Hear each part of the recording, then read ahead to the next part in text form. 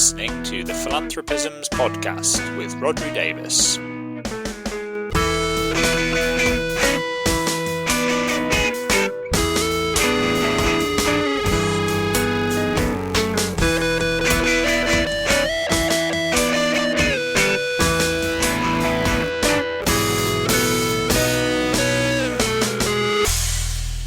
Hello, you're listening to the Philanthropisms podcast. This is the podcast where we try to put philanthropy in context. I'm your host, as ever, Rodri Davis. And before I get into the proper part of the podcast, I should just apologise if there's any background noise at all. I've done my best for there not to be, but peek behind the curtain, we're having a new bathroom put in. And whilst I am in my garden office recording this, I can certainly hear quite a lot of noise, including a reasonable amount of hits radio and people smashing tiles up. So if you can also hear any of that in the background, apologies, although I'm hopeful that it won't be picked up. Anyway, on with the podcast. So I've got a guest this week, and it is Róisín Wood, who is the Chief Executive of the Community Foundation for Northern Ireland. And as you'll hear on the podcast, Róisín was also previously the Chief Executive of Kick It Out, which is English football's equality and inclusion campaign organisation, which many of you might well have heard of or be aware of their work. So I sat down not that long ago with Róisín to have a really interesting conversation about the work of the Community Foundation for Northern Ireland. So we talked about how the Community Foundation had come about, what its history was, what its focus was today, how it works, how that kind of fits in alongside other community foundations or compares to them. And we also talked about the kind of broader context for civil society in Northern Ireland and for philanthropy in Northern Ireland. So what's the kind of makeup of organisations in that sector? What does it look like in terms of donors and supporters? How much kind of corporate giving is there? How much high net worth? How much mass market or everyday giving? We also talked a bit about the government in Northern Ireland, Stormont government, which is interesting in being sort of relatively young in national government terms, and also has had a relatively sort of turbulent recent history, with there being periods in which they weren't able to form a government in Stormont, so it was being governed from Westminster ostensibly, and what that had meant for the engagement of civil society with government in Northern Ireland, and whether actually it was a sort of odd context in a way, in that lots of civil society organisations in Northern Ireland have actually kind of been around for longer and have more consistent experience than the government perhaps does, and whether what that does to the dynamic between civil society and government. We also talked about what the attitude of the government was now towards civil society and towards philanthropy. You know, are they kind of positive about it? Do they have an interest in it? Are they actively seeking to promote philanthropy? And if so, how? We also talked a bit about the kind of social justice focus of the Community Foundation for Northern Ireland, which is sort of really interesting in the context of community foundations more broadly, that they position themselves very much as that, and about that balance between trying to address the symptoms of issues and trying to get at their underlying causes, and perhaps sort of how you sometimes need to take donors and potential donors on a journey from wanting to focus on those symptoms through to kind of moving further upstream and trying to address some of their causes, and what that means in terms of the willingness to stray into areas that might be seen as kind of small p political. That took us into a really interesting conversation about the whole issue of sort of politicisation and polarisation, given that Northern Ireland obviously is a context in which there have been, you know, over many decades, kind of very significant problems with polarisation and sectarianism along political and religious grounds. It's really interesting to hear Róisín's thoughts on how civil society had played a role and continues to do so in sort of overcoming some of that and bringing people together across dividing lines and trying to kind of make sure that communities aren't as divided, and whether there are lessons in that for some of the sort of wider concerns about polarisation that are out there in other places today.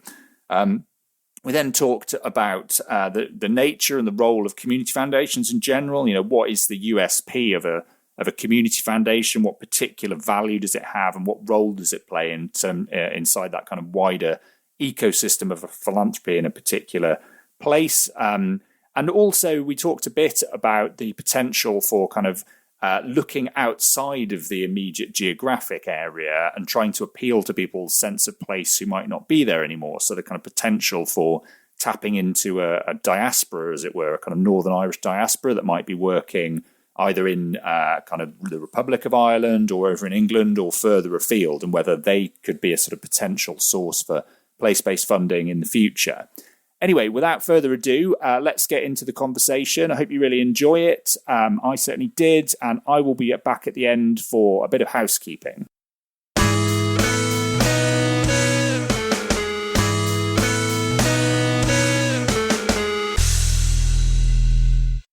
Okay, great. Well, I'm here with Róisín Wood. Hi there, Róisín. Hi, how are you doing? I'm really good, thank you. And as people listening will have heard from the intro, you are the Chief Executive of the Community Foundation for Northern Ireland. So I'm really interested to kind of find out more about the context for philanthropy and also sort of civil society in Northern Ireland. So maybe a good place to start is just for you to tell everybody a bit about what the Community Foundation is, what it does, and how you came to be there in a leadership role. Okay, so the Community Foundation for Northern Ireland was set up in 1979. It was originally called the Northern Ireland Voluntary Trust. So it was originally came from the community. It was very much a community-based organisation. It transferred into the Community Foundation for Northern Ireland about 2002. And actually, I worked for it around then, which seems ironic, about 20 years ago, slightly more. And it was originally set up as a grant giver, which is what we are, obviously. We're slightly unique as a community foundation because we are a grant giver. We consider ourselves a good grant giver because we're quite relational and agile and flexible. But we also are unique in the sense of we run some programs as well. And also, so we manage the Peace Impact Programme on behalf of the International Fund for Ireland. And we manage a programme called Nothing About Us Without Us, which is a programme looking at giving a voice to grassroots female leadership. And we ran a project programme for the Oak Foundation around housing and homelessness. I particularly focus on women who've been made homeless through domestic violence. So you can see, and in the last couple of years, we've taken on much more of a policy role as well, where we're using our knowledge from our grant making to actually influence policy and public affairs. Now, that's sort of my background. As I said, I worked for the foundation under Peace 2 funding in Northern Ireland for the reintegration of political ex-prisoners as part of the peace process. I met my husband who's English and I moved to England. And then for a number of years, for about 14 years, I worked in English football, 4 years as the head of equality for the Football Foundation. And then 10 years as the CEO of Kick It Out, which is football's anti-discrimination campaign. And then the job came back up again as the CEO. So I've done a complete circle. Back home to Northern Ireland, which is what I wanted to do anyway, but back to the foundation after being away for 17, 18 years. So it's a really cool thing to be able to come back in this role because I loved the foundation. I loved it when I worked there. I was always massively proud of it. So to come back and have the absolute honour and privilege of being the CEO was really a good thing to be able to do. Yeah, that's absolutely great. And there's loads I want to pick up on there about the particular way in which the Community Foundation for Northern Ireland works and sort of how that relates to other community foundations and the sort of unique role that they can play as organisations. I guess first, it'd be really interesting to hear a bit more about what the sort of general backdrop for civil society and philanthropy is in Northern Ireland. I mean, I guess a lot of people listening their awareness of Northern Ireland will be fairly limited to they know about the history of the Troubles, and as a result, they'll kind of know about histories of sort of political and religious division, but they won't necessarily know much more. So maybe you could kind of paint a picture about what civil society looks like, what some of the key issues are, what the kind of makeup of organisations is over there. Yeah. I mean, as you mentioned it, and I suppose we are in many ways shaped by the Troubles and by the civil war here. You know, it went on a long time, and the trauma from that remains and impacts both on daily life and how we develop as a country. You know, we still, there's a lot of mental health issues in Northern Ireland that still remains clean. There's a lot of legacy issues in Northern Ireland, and so we're quite a unique area with quite a nuanced community and voluntary sector that's grown up around that. The issues here are significant, as they are in the most of the UK, to be fair, but they are significant here, particularly, you know, I lived in London for 20 years. The NHS in London compared to the NHS here, the waiting lists are significantly different. They're significantly longer here. We have issues around climate here. We're a very rural area. You'll have seen probably some of the issues around Lough Neagh and what's happening to the poor water quality there. And there are also significant issues around the peace dividend and people who feel the peace dividend didn't reach their communities. On the back of we had racial riots last year, as other parts of the UK did have as well. And we the Community Foundation organised a conference in January looking at some of those issues. And we're not, you don't think Northern Ireland's unique in that way, but it was unique in the sense it was during the Troubles predominantly white country, and that's changing now. And I, as an equality organisation or a campaigner, would say that's a great thing for Northern Ireland. I'm not sure everybody shares my views on that here. So we're having the issues to deal with immigration and changes in community demographics that the rest of England and Scotland and Wales have been dealing with for a much longer period of time than us.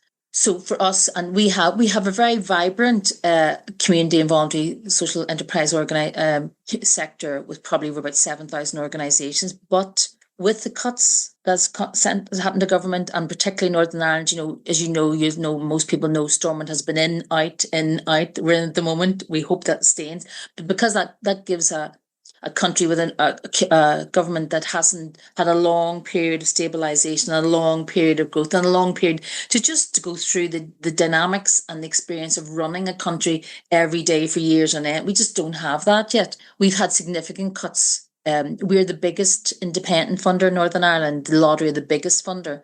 The cuts to core services of voluntary community organisation are absolutely killing people here. They really, really are. I've spoken to one of my trustees yesterday who's been in this sector for 30 years. He said, in my 30-year experience, Róisín, it's never been this bad. Northern Ireland had the unique position too of receiving significant peace money from European. And I said, when I worked there, it was under Peace 2. That went from Peace 3 to Peace 4 to 5, then Peace Plus now. So this is the last bit of money, European money, coming to Northern Ireland. So it's a slightly false economy here, because I think when that goes, that's going to be significant, because that's significant money into Northern Ireland. So my concerns as leading the biggest independent funder is how do we bring... Well, my concerns are a number of things. How do we change philanthropy and what that means, which is this big word that people go, what does that mean? Into saying it's just giving. How do we ensure that because people in Northern Ireland are extremely generous. If you look at I'm sure you know this better than me, Rodri, if you look at the local CAF report, the last one, in the top 10 given areas, Northern Ireland featured in 3 of them. Number 1, we come number 1. Which is different for us. So they're very generous. People in West Belfast give more than people in West Kensington. So we're very generous, but we still don't really totally understand giving in the sense of what it means to give and how easy it can be to give and how we get that message out to others. So I always say this, we're slightly in a perfect storm where the demand on the services for the voluntary community sector are at an all-time high, but the money coming into the sector's at an all-time low. And so we're in the middle of a perfect storm, and we have to all recognise that and understand what is it that we're going to do about that.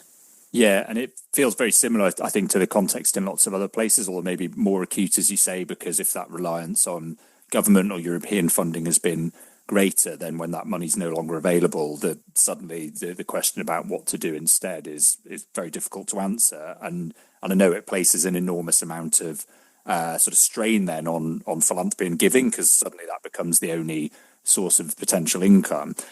You mentioned there that actually in terms of fundamental generosity, Northern Ireland and communities within it show up very well. Maybe in terms of the overall levels there, we're talking about less because, as you say, West Belfast compared to West Kensington, I'm assuming, the actual average income is much lower. So even if people are giving a higher proportion of that income, the overall amounts are lower.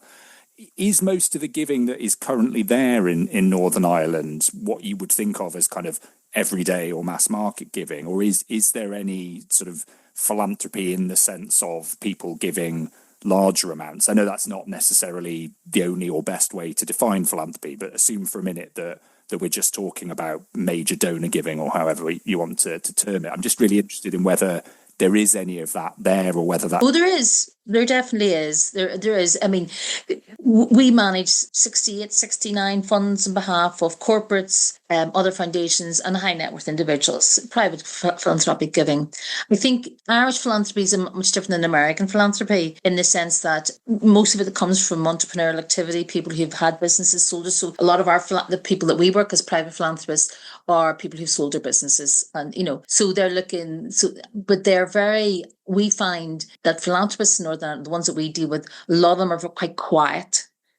Some are obviously want their name out there, and that's absolutely fine. But a lot don't. A lot of them are very interested in the impact of what they do, not in the recognition, but they are very interested in the impact of what they do. And what we try to say to them all the time is, we want to make giving for you easy. We want to do all the work that a foundation does, all the due diligence, all the impact reporting, so that we connect the donors to the impact quicker and faster and more efficiently. Because what happens is, I think particularly people want to give, but it's sort of like, where do I give? How do I give? People will come to us and say, look, I thought about setting up a foundation, but I didn't realize that there's quite a lot of legal stuff around that, and there's quite a lot of due diligence, and I don't really want that. I really want just to give. I want to see the impact of my giving, and I want to be able to know, so we're very much about, and how we look after our donors is very much centered around that. So there's not the access to the wealth that there would be in the south of Ireland, that they have a much more access to greater, and I'd say the same with the UK, with the mainland, with England, Wales, Scotland. But there is a grow in that. There is certainly a sense of with number of our donors that we work with and continue to work with and access now. I think still people give a lot around their religion. The churches here are very good at fundraising for specific, particular, and dealing with issues in their parishes or in around them. There's still like some significant charities, and the bigger charities that have got quite sophisticated fundraising. But you're back to this here, that the majority of the voluntary community sector in Northern Ireland are small, voluntary or volunteer-led organisations, where the fundraiser is also the caretaker, is also the deliverer, is also the IT guy, And I knew this even when I worked in Kick It Out. People say, can I talk to your IT department? I said, that would be me. They go, well, can I talk to your fundraising department? That would still be me. And I was the CEO, do you know what I mean? Because there was only, when I started and Kick It Out, there was only 5 of our staff. So what I'm saying is everybody, we're interested, I suppose, as an organisation in how do we support that. A number of our funds are how do we support that diversification of income from, because 70% of the sector was funded by local government. That's a level of funding which is different than other parts of the UK. So you see there's a massive reliance on government contracts or government funding. That's going to decrease. There's no shadow of a doubt about that. We all know that. So how do we fill the gap? How are we going to, and how are we going to make it easy for not just us, but for others to access philanthropists? And how does that mean? Because most philanthropists we find start a journey with us here. They tend to fund either thematically or geographically. They've grown up I live in a wee place called Donaghadee. They've grown up in Donaghadee, so they want to fund in Donaghadee. And that's what place-based funding. Or they've been touched by cancer, so they want to fund a cancer group. Right? And that's not unusual in the rest of the UK. But I suppose for us, as we try to bring them on a journey with us that goes, because fundamentally we're a social justice organisation, so we do a lot around human rights and about that. And when you say to a funder, would you like to fund some human rights stuff? They tend to go, no, I just want to fund the wee group over there. But if you keep them with you, and if they trust you, and if you bring them on the journey, you can see how they change their thinking about things, and they're saying, well, actually, that actually really interests me. It might have been scary in the past, but it interests me now. And you can bring them on the journey around to there. And I think for us, particularly in this era, not just in Northern Ireland, UK, but overall, I think social justice is critical. At the moment, the erosion of social justice and the erosion of human rights is phenomenal. And we have to, as a foundation, stand up for that. And we have to, as a foundation, take risks about that. And when people ask me to describe what we are, I nearly always say we're a social justice organisation, because that's what we were set up. That's what our history is in that. The history of Northern Ireland's around that. We minister the Human Rights Fund and a Social Justice Fund. But everything that we do is around that. And it has to be, and we have to be brave and take risks and not be scared by saying, we have to turn down money if those donors don't adhere to what we think is the social justice agenda. That's so interesting. There's loads I want to ask you about there. I think particularly on that point you're saying there at the end about bravery and you're saying you have to turn down money. It's really interesting because obviously that particularly in a environment where resources are scarce and everybody is, competing for them and needs to get money in through the door, the pragmatics of that often mean it's difficult to make those choices. So have you found there are actually sort of situations in which you've had to have those conversations with potential funders and say, actually, whilst the money would be nice, it's more important that we stick to principles? Absolutely. We've turned down significant money, and take it from me as a CEO, that's really difficult to do, you know what I mean? But we've had to do it because we consider ourselves an open and trust-based funder, a very flexible and agile funder. That's our whole funding strategy is built around that. If you come to us and say, and people have come to us and said, yeah, well, we want you to give it out this way, we go, and we try really hard to influence and say, but that's not how we give it out, and we can't give it out that way. They said, no, but we need sign off on that. Or, we've had government departments say, well, the minister needs sign off. And we're like, well, no, we can't have that. We can't have that. That's way too political and it's not for us. So you have to turn that down, because you can't turn up and say, look, we are advocating that all funders are flexible and agile and responsive and relational, not transactional. Apart from this bit, you can't really do that with any integrity. You sort of go, you're either all in or you're not. You know what I mean? So we, as a board, my board are probably the best board I've ever worked for. They understand that, and their concept is, but it's also about being able to take risk, because as an independent foundation, we should be able to take risk. We should be able to fund organizations that are doing absolutely critical, but maybe not absolutely very risky work, or on the work that's on the edge, or work that's we're not totally sure what we're doing, but we know there's a need, we know we need to address it. If not us, then who? That's what the role of us should be. We have to be able to go, look, we want to take that, we're going to take that risk. And with risk will come failure, undoubtedly so. And you have to have a board that goes, that's okay to fail. So when we take money of anybody, like any foundation, we do our due diligence, but we have made decisions to turn money down more based on the fact that the people who are given us wanted to give us out a certain way, and we won't do it that way. And that's mainly why we've turned it down, because we just said, look, we just can't do that, because it's not who we are as an organisation. And power dynamics of a funder and people that you support and invest in is always, you've always got to check yourself about that, to say, it's not our job to tell people what they need. It's our job to listen to what they need, and our job is to go get them the money to do what they need. It's not our job. And I sometimes think funders don't do that. We try really hard to make sure that everything we do is led by the community we serve, You said something really interesting there in the course of you're saying it's necessary for an organisation like you to be willing to take those risks, and one of those risks is that you're seen as straying into areas that are, small p political, or kind of quote unquote political. Do you think that is something that's just a kind of natural part of trying to fund further upstream and address things at a kind of underlying level, or do you think there are any particular challenges around that in Northern Ireland, where there are some issues that are particularly difficult to get into without sort of being accused of straying into politics? Well, I mean, I think most philanthropy is political anyway, to be honest, because it just is. You're either on the left or the right, and you're trying to change things you think the government's not going to do, to be honest. But I think for us, I think most things, if you're a social justice organisation, you are going to be involved in politics with a small p at some stage anyway, whether that's around LGBTQI rights or whether it's around, trying to, like we core fund at least 6 human rights organisations. So, you couldn't be core funding them just to take, like, say, public interest litigation services. We core fund and say we're not supporting the work they're trying to do. So we may be seen, we're not politically aligned to any party, no would we ever be, but we are being involved in the political life of Northern Ireland. Of course we are. We're going to say, and if you think about, so one of the things we're doing a lot of work on is around digital poverty, digital exclusion.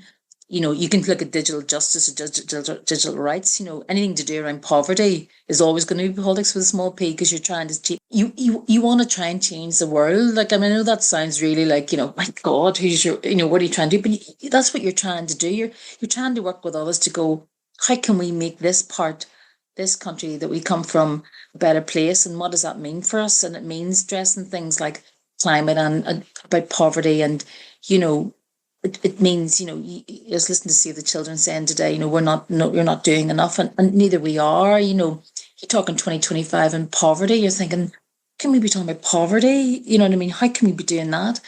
So we will try to. It's difficult, I think, sometimes here, because we, you don't want to get into the politics of here, but we manage the Peace Impact Programme, and that will involve us being involved with communities who don't feel that they've transitioned into the peace. They don't feel the peace dividends impacted them. So you're doing high risk work, but that's needed because it's not about getting the peace, it's about maintaining the peace.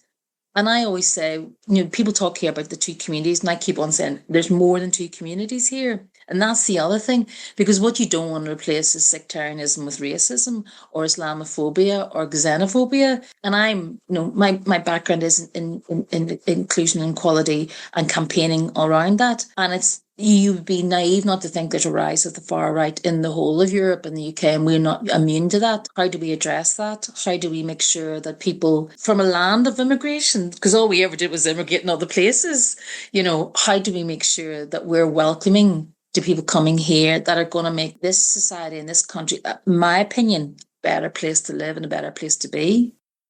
Yeah, absolutely. I'd really like to talk a bit more in a moment about some of that particular experience in Northern Ireland with trying to kind of overcome issues of polarized communities and what the lessons there are, I think, for other places that are finding very much the same issues at the moment. Just before I do, something you said earlier I thought was really interesting, and you mentioned about the political context there and the fact that the Stormont government is only relatively young in terms of governments, and actually has had a relatively sort of up and down time in terms of being there and then not necessarily kind of quite being there. And I wondered actually, in terms of that question of the role that civil society and a funder like you plays in some of those areas that kind of touch on politics, does that actually mean that the relationship between government and the charity sector is a bit different to other places, in that often maybe the charity sector and the organisations in it have been doing the stuff for longer and have been around for a lot longer than government, so they're actually is there a kind of, they're slightly more senior when it comes to some issues than the government, which is junior, which, in lots of other places, I think the charity sector feels as though it has to approach government very much as a junior partner. And I just wondered whether there's any of that dynamic there, because the government is slightly a later introduction to the scene in a way. I think that dynamic's everywhere, to be fair. I think sometimes that parent-child relationship is sort of, I find, quite challenging, to be fair, because I think in the voluntary community sector here, the amount of experience and knowledge is phenomenal. And I have a real bugbear about, I know people don't always agree in saying this is the third sector. I'm like, please don't call us the third sector, because we're not. That predisposes that we come third, and I don't think we do come third. And I think one of the guys I work with, David, always said it's like the three-legged stool between public, private, and voluntary. You take the voluntary sector away, the stool fall over. And I love that analogy. It's the one that keep my head. I think for us, there is certainly been, and I would challenge the government here about sometimes seeing the sector as, oh, it's nice to have, or doesn't it do great work over there? And I think saying, no, we don't. We deliver critical services. We do critical. And then when people say to me about sustainability, I'm like, but you don't go and ask, is the school sustainable? You go, the school delivers critical services and you pay for that critical services. Well, we deliver critical services and you should pay for that as well. And then comes down that whole terms and conditions, well, it's okay, you must work for the sector because you're so passionate and that'll pay your bills and it'll pay your mortgage. And well, no, you've got to pay people a decent salary with decent terms and conditions to recruit and retain their staff. And yet government contracts sometimes are very short term, not long enough term for people to build. To say, well, look, you can come work for me for a year, or you can go get a job over there for 3 years. It's maybe 10 grand more. You're going to take that one. So for me, I think there's this very much like, we have to, and that's why I think for us, in as a funder and a member of the sector, and somebody who knows it for a long time, it's part of our job to be an advocate for the voluntary community sector in Northern Ireland, and it's part of our job to challenge both local government and central government to say, no, hold on a wee second here, that's you think you know what the answers are, but you don't. But I know people who do know what the answers are. And it's not us, by the way. We're just the conduit. It's the voluntary community sector. It will tell you very, very clearly, with a lot of experience, about what is needed for the communities of Northern Ireland to flourish. They will tell you. And I could put a room of 20 people here who would give you all the answers for a long time, what is needed there. And that's because it's been from hard-won experience and knowledge. So I'm constantly saying, stop thinking what they need and ask people what they want, and then find a way to do that. Our chair, Adrian Johnson, talks about, he's the new Commissioner for Innovation for Belfast. He keeps on talking about inclusive growth, inclusive innovation. You can't just innovate to people. You have to ask. You have to bring the citizens on board, and the citizens are what make up the voluntary community sector. Now, in the past, Northern Ireland has been very good at that. In fact, pretty poor. Part of the Good Friday Agreement was a civic forum would be set up. It only lasted a couple of years and then it folded due to lots of different reasons. Now, there's a civic initiative now, and I was involved at the very beginning as chair for a while. But there needs to be more of that. In the South, they have civic assemblies, which are really working and really actually bringing citizens together to actually influence in government. We haven't had that in the North, and we need to do more of that for actually citizens to influence government about what's going on in the so it's fairly young, I'd say, Rodri, to be honest, but it needs more of that. And people need to feel not done on to, well, there's no point in me saying anything because it's just going to be done anyway. We need to empower our citizens to actually say, well, look, I want my voice to be heard. And I think the programme we run, Nothing About Us Without Us, is about that. It's about giving grassroots women, because it's often women are at the centre of these communities, giving them a voice about what matters to them. And part of that was that they came together and said, look, we want a health strategy. And the government had for women. And they said, well, we don't need that. Actually, you do. We're the only part of the UK that doesn't have a health strategy for women. And so that piece of work has been phenomenal and grows from strength to strength, because if you give people a voice and you listen to them and you think you have an impact, that will grow. And that's part of our role as a social justice, not just a grant maker, And I think that role of providing a conduit for the actual voice of, citizens or particular communities is really important part of what civil society can do. I'm interested in the sort of more traditional sense of civil society organisations doing advocacy work on behalf of those communities that they serve. You've said there that sometimes that does involve being kind of challenging towards government, or kind of pointing out, when they're not doing things in the right way, or when they're kind of going in the wrong direction. Is the Northern Irish government, is it welcoming to that? Because I know one thing I've noted, certainly in the UK and other places over the course of my career, is there's often a big gap between the warm words of politicians about that role of civil society in theory. So, they'll go and open a statue of the suffragettes and say how wonderful it is that they were willing to kind of challenge the status quo. But then when they themselves as politicians get challenged, they're not so comfortable about it. And so I sort of wondered whether it actually works well in practical terms over there. I think it's like everything. It depends. It depends. I think, yes, you'll always get people who you'll always get, I think, like most politicians, you'll always get the ones who go, absolutely, they'll tell you one thing and they'll leave something else. You'll get the other ones who get it, who absolutely get it, and who will step that extra mile to go. I'm thinking of, we give out just after COVID 30 million on behalf of the Department of Health, and that really came through the Minister, Robin Swan, who's still an MP now in Westminster, and that came from him standing up and saying, no, we're not putting that money back. We were going to keep that money for Northern Ireland, but we need to find a way to give it out better. We're going to ask the Community Foundation to give it out better, and we did. And that was working very closely with both the Department of Health, the civil servants there, and the Minister there to say, look, we can give this money out really well, and it'll have a massive effect. £30 million for cancer, mental health and care will have a massive impact. That has been one of the biggest success programs we've ever had. And we don't normally take government money because they won't let us give it out the way we want to give it out. But this was an exception. And that was down to, I think, Robin Swan and the civil servants around him thinking differently. And you have to think differently. And people say to me, well, you can't do it that way. Well, actually, that's a prime example that you can do it. That's good for the department, good for the audit office with public money. But most important, importantly, brilliant for the community and voluntary sector and for the communities they serve. And that was about preventative stuff. That a lot of that kind of stuff was stuff that they can't normally do in their day-to-day stuff. Got this money, preventative stuff. So now you have £30 million coming out of that sector.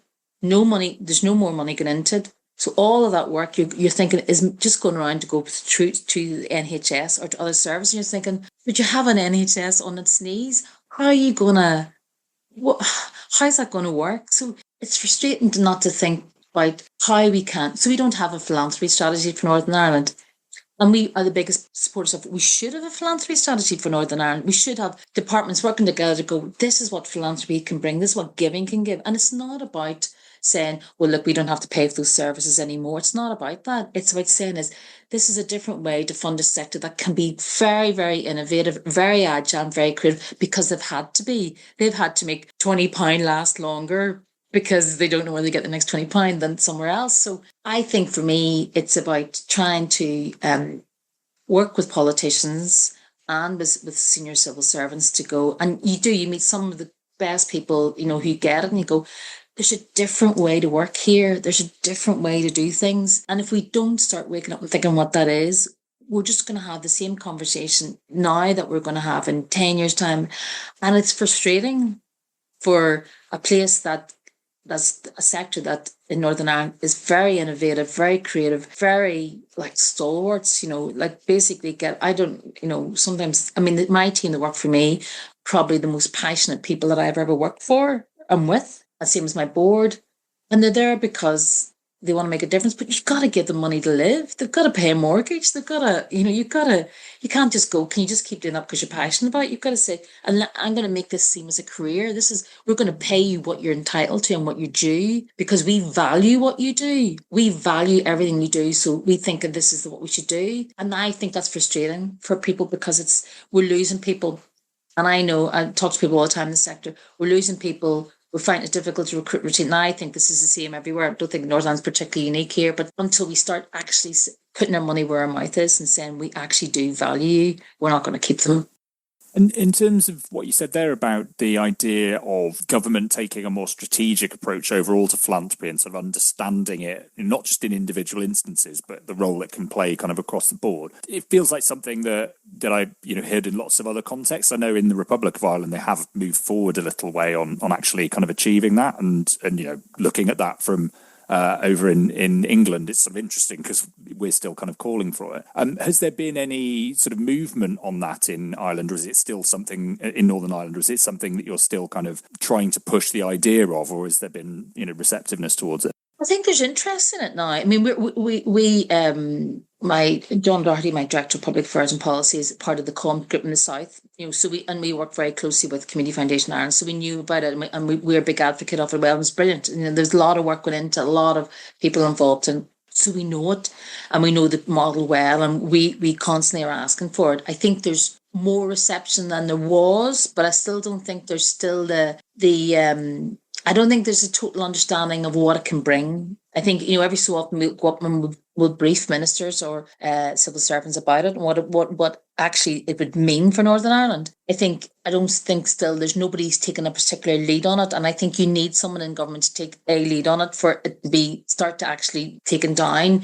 We and many of our colleagues, other funders within Northern Ireland, are all calling for it and saying this would make our work much easier. It's much more strategic. It means that we can start actually pushing Northern Ireland and talking about it and thinking about what the tax implications are and things like that there, which would make it easier for us.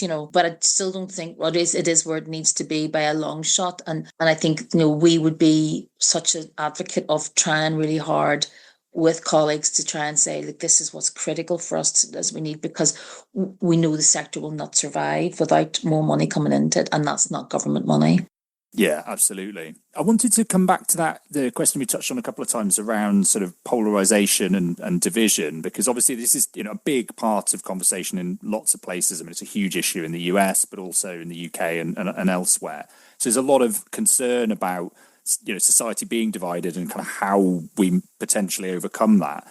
And I'm just really interested because obviously Northern Ireland is somewhere that has had, very real experience of very deep political and sort of religious and sectarian division over a long period of time. And as you said, you actually, even though Politically, that has been to some extent solved. You're still dealing with the after effects of it in many different ways. I wondered if you had any sort of thoughts on what you particularly learned, either as a funder or kind of within civil society more broadly in Northern Ireland, about how you can go about trying to overcome division. What role can civil society play in the hard work of bringing people together across divides? There is no silver bullet. I can tell you, I haven't worked in this field for a long time. There's no silver bullet. There's no one thing that will do it. If there was, I would have found it and marketed and retired somewhere, because it would have been brilliant. You know what I mean? I think with any sort of thing like that, for me, for certain people, I think the future's so scary that they look back, not forward, and they go, well, look, it never used to be like this. It used to be like that. And even that's just an idea. It's not reality. It's just the idea of how it used to be like. I think for us in Northern Ireland, we're definitely seeing, I've seen here things that I just only see in England for the first time. And actually, I see it quite a lot, and the riots didn't surprise me. So they didn't. And I think for us, there's a number of things. I think we have to fund more organisations and build the capacity of more organisations that are supporting immigrants, asylum seekers, the BME community here in Northern Ireland, because I think they're not funded to the right level. They don't have the still capacity, the ability to grow the way they do. And we're talking to a number of them. And I think that's what the conference in January for us was very much about, was to bring together all these voices for the first time and give them a voice, actually say, this is what we need. This is what our community needs. These are what our communities needs. I think there is more. There's also work to be done with. Look, and I learned this in Kick It Out. There's no point in standing on the sidelines saying you're bad, you're bad, you're bad, you're bad, because it doesn't change anything. You have to understand why. You try to understand why people feel the way that they feel, why they do with the things that they do, why they fear the things that they fear, and then try to build a bridge over and to try to work out how you can change that and what you can do. Because for me, I think there's some people who will never get it. There are some people who will always get it. And then there's a large majority who go, or maybe I'm an optimist, people say all the time, that I think want to do the right thing, but they're frightened for whatever reason, or they don't understand things for whatever reason. And that doesn't in any way negate bad behaviour or any sort of discrimination. But what it is the ability by trying to educate people from a young age or whatever, to try and say, to work out what it is that they're afraid of and what it is, how they see difference, and what they understand about inclusion and equity and what that means for them. I think Northern Ireland hasn't really done it because it never really had to do it. We were a white community for a long, long time. Now that's changing, as I said at the very beginning, and I'm really pleased about that. But with that will bring its own issues, both for the communities here and for the communities that are coming here. So there needs to be lots of different things done in regard to that, and poverty in whatever shape matter, as you know this better than me, has that impact on people in different ways. People don't feel there is a future through whatever it is. Then you start to think about, well, who's to blame for that? How can I blame for that? And well, because it must be somebody to blame for that. It's either government or it's those people who don't look and sound like me. It must be them who do it. Do you know what I mean? And I think that's where it becomes dangerous. And then the organisation of that's when it becomes really dangerous, is whenever they start to organise, because then you get the misinformation, disinformation that is rife at the moment, by saying I'm constantly spending my life saying, even when I was a kid, saying, actually, that's factually incorrect what you're saying. Do you know what I mean? But never let the truth get in the way of a good story. Do you know what I mean? Well, they're coming here to get that. You're thinking that's actually wrong. That's actually wrong. And there is no real, we did a lot of work with refugees and asylum seekers, and I'm doing a lot of work now with the Henry Smith Foundation about homelessness. That's the people coming out of the asylum system. You know what I mean? And that's what we have to do. You have to give people a future to think, whatever, if you're here or coming here, to think about, because then you have better chance of integration. Yeah, absolutely. And I think that issue you around, say, about misinformation and disinformation around some of these issues, and the role that civil society organisations need to play in trying to combat some of that is so huge. And I think really, we're grappling with what the best way of doing that is, because as you say, it's counterproductive often just to come out and tell people that they're wrong. And actually, even if you do it in a non-combative way and just provide people with facts and statistics, it doesn't always work. So you have to find ways of actually sort of doing it in a way that kind of makes it real for people. And often, I'm interested in talking to people in the US who've sort of said, actually, in their experience, when it comes to trying to address polarization and division, it only really ever works at a local level, because if you launch in at the national level and try and do it, it's all too theoretical, and it's easy for people to to kind of just exist in their own world of facts. Whereas when people actually come together with other people within their local area who maybe have different views for them, they're sort of forced to work alongside them and to engage with them. As a place-based funder, I'm sure that's something that you find. Do you find that actually in that kind of hyper-local work that you do, you see the sign, encouraging signs that you can get people to come together across divisions? Yeah, I mean, the role of any, I think, of any foundation or funder is also as a convener. You can bring people together in a way that sometimes others can't, to say, we're bringing people together. And we try to do a lot of this here. And I think, as I said, but the conference was a prime example of bringing people together. And we try to do it quite a lot because we can convene people and we should convene people.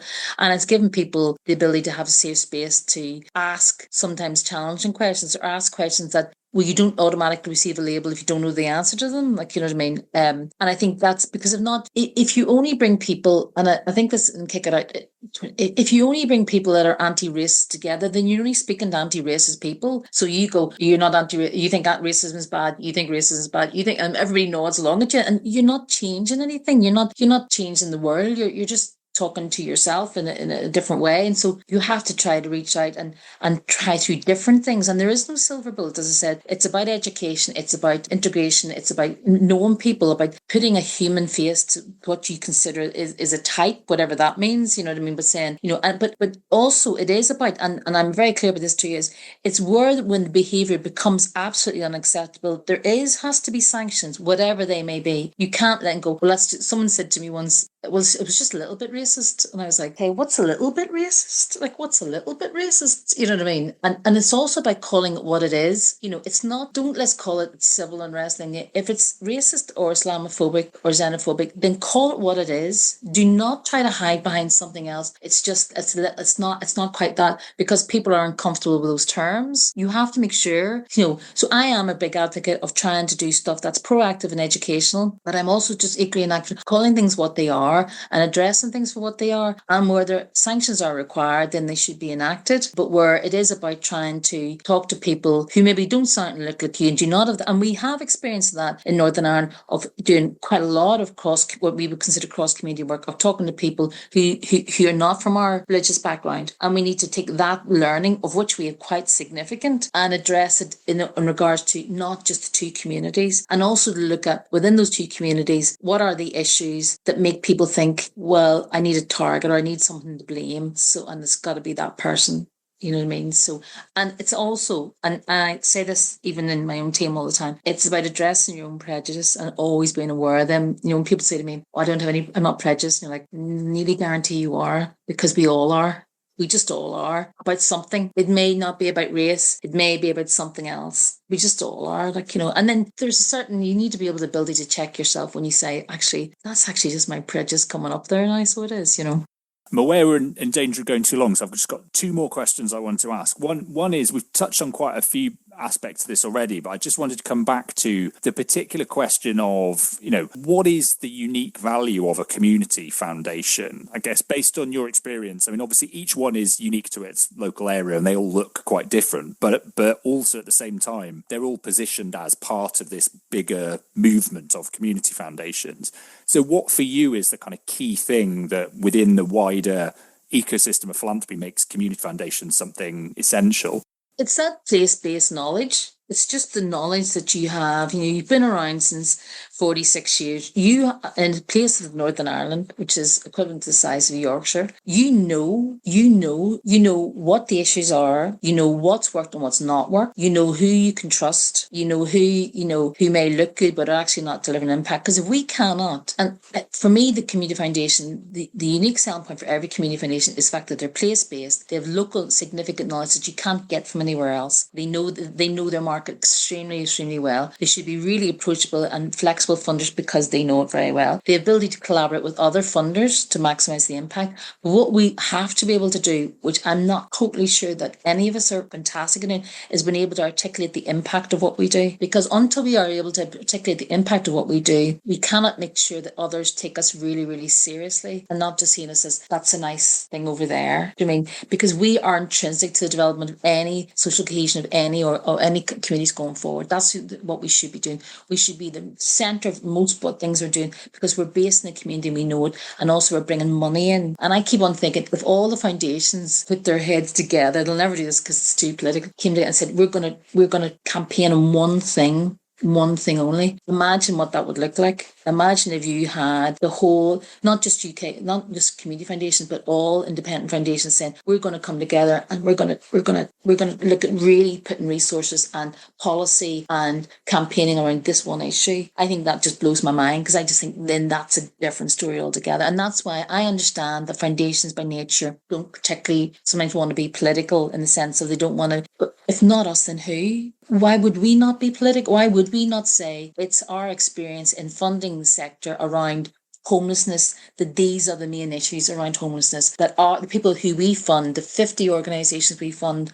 are saying, if you were to solve two things, it'd be these two things. And if they can't say it or they don't have their voices heard, then surely it's our voice. It's not us saying it. We're amplifying their voices, but we're putting our thing behind saying, this is what you need to think about. That's what I think a unique selling point for a foundation is, because they're not the expert in everything, but they have the links into people who are. So what we should be doing as a place-based funder is saying we amplify the voice of this sector because we funded it for this number of years and we know the impact of what they're doing. And therefore we as an organisation can share that impact more. Absolutely. And then my final question, I think, leads on for that. You sort of mentioned there the bit about the role of the foundation in terms of bringing in funding. And obviously, as a place-based funder, your USP is that you've got that really deep knowledge of the local area. I think sometimes with place-based funding, there's a kind of assumption that the money itself also has to come from the local area. And obviously, a lot of it does. But it doesn't have to, because there will be people elsewhere who also care about Northern Ireland and would love to fund it. So I wondered whether you'd had any experience of sort of successfully engaging with a kind of diaspora of Northern Irish donors, or if it was something you were interested in trying to develop more, because I know in other areas there's been this interest in sort of diaspora giving within the UK and beyond. Yeah, I mean, look, I spend a lot of my time talking about Northern Ireland, people not from here, but also from here. But I think for me, sometimes, look, we've been very lucky, but it's hard graft about going over and talking to some of the big UK foundations and saying, okay, don't say a UK foundation if you don't fund in Northern Ireland, or if you fund this much, very tiny amount in Northern Ireland. And we've been very successful, with Secret Rising and Porticus and the Browning Foundation and Henry Smith and the Oak Foundation, many, many more, and Garfield West, and there's loads that we can think about. But we are more interested in also the diaspora that have left Northern Ireland, because that's what we did in Ireland. We went to lots of different places and set up and made a good life for ourselves there. And I'm thinking about one of our donors actually is English, and randomly came to me out of the blue, but his connection to Northern Ireland is that his grandfather developed the ejector seat. Which is unusual and brilliant, I think. And he's from Northern Ireland, and he says, I always will have a connection to Northern Ireland. And he says, and I want my son, and he came over with his two boys now to visit us and said, I want my boys to know this is where our family come from as well.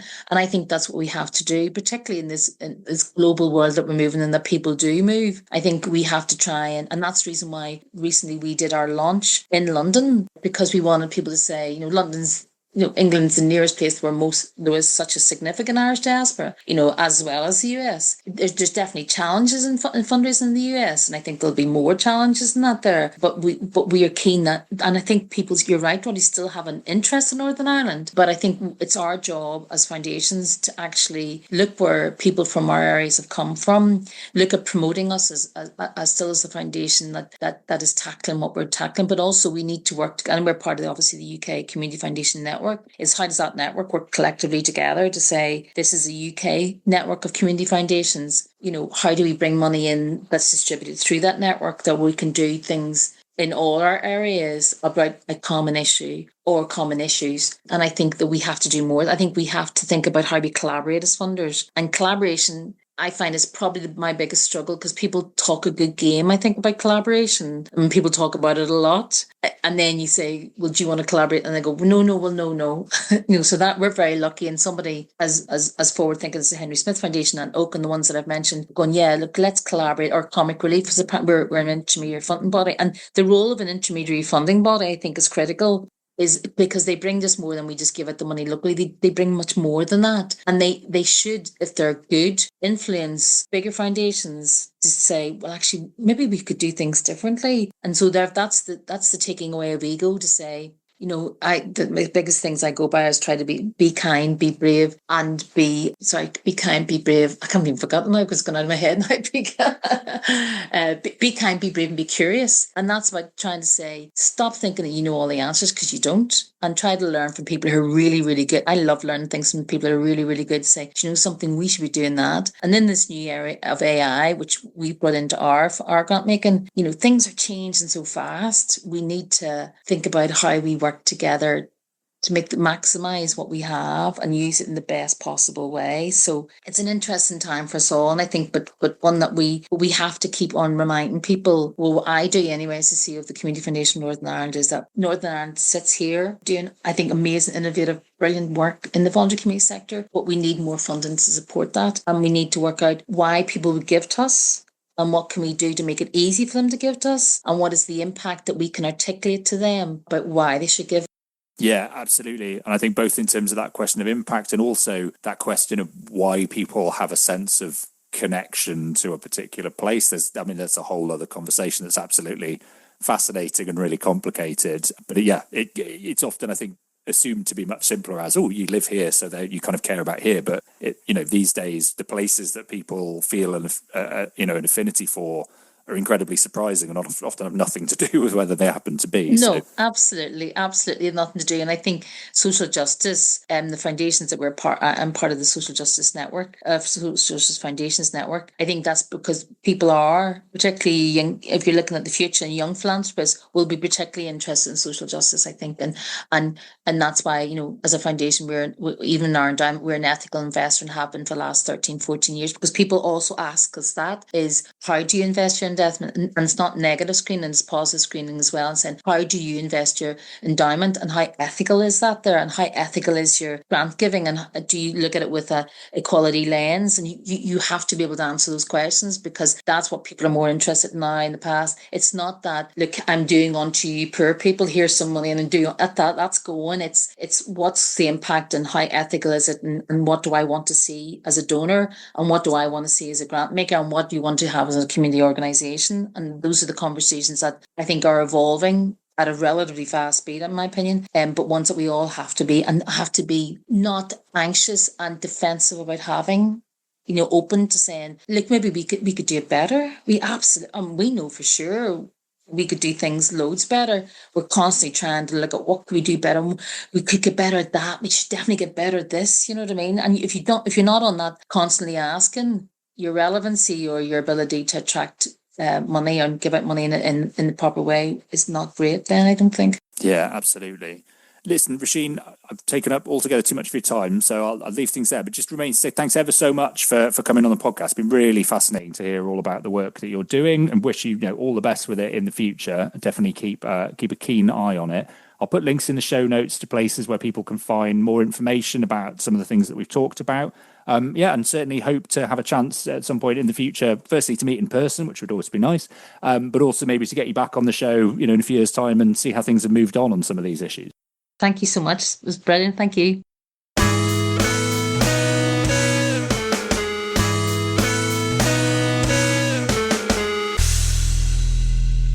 Okay, well, my thanks again to Róisín for finding the time to come on the podcast. Really great to have a chance to talk to her and find out all about the work of the Community Foundation for Northern Ireland. I will put links in the show notes to places where you can find more on some of the things that we discussed and find out more about the work that the Community Foundation for Northern Ireland does. If you're interested more broadly in issues around philanthropy and civil society, check out the website at whyphilanthropymatters.com. If you want to follow me on social media, you can find me on LinkedIn and on Blue Sky. If you want to get in touch with some thoughts or suggestions for topics we could cover on the podcast or people I could talk to, you can find the contact details at the Why Philanthropy Matters website. Other than that, just remains to say like, subscribe, follow the podcast, do tell all your friends about it, particularly if you've got colleagues or people that you think might be interested in some of the guests or topics. If you've got the time and inclination, please do leave us a nice review wherever it is that you get your podcasts, because that certainly helps bump us up the algorithm. And other than that, I will see you next time. Bye!